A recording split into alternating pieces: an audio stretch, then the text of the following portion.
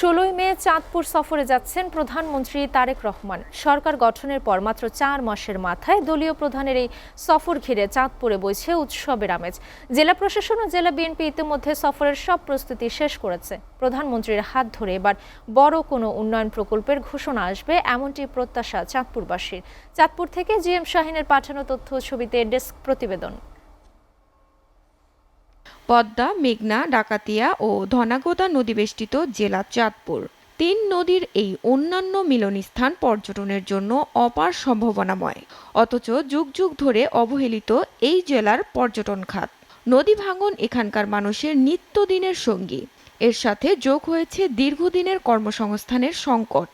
বন্ধ হয়ে আছে দেশের দুটি বড় পাটকল। ফলে বেকারত্ব দূর করতে এখানে একটি অর্থনৈতিক অঞ্চল স্থাপন এখন সময়ের দাবি। রাজধানীর পাশে জেলা হলেও ঢাকার সাথে উন্নত সড়ক যোগাযোগ এখনও অধরা। জেলায় মেডিকেল কলেজ ও বিজ্ঞান ও প্রযুক্তি বিশ্ববিদ্যালয় থাকলেও নেই নিজস্ব ক্যাম্পাস বা অবকাঠামো। চাঁদপুরবাসীর দীর্ঘদিনের এই প্রাণের দাবিগুলো এখন প্রধানমন্ত্রীর সদয় হস্তক্ষেপের অপেক্ষায়। আমি এই চাঁদপুরকে পর্যটন এরিয়া হিসেবে গড়ে তোলার জন্য দাবি জানাচ্ছি। আমরা চাইবো প্রধানমন্ত্রীর কাছে যে অতি দ্রুত আমাদের অবকাঠামো নির্মাণ করে যাতে চাঁদপুরের মানুষ সুচিকিৎসা পায়। বিভিন্নভাবে মামলা জট করে নিরসনের জন্য আমাদের একটি জুডিশিয়াল ভবন নেই। একটি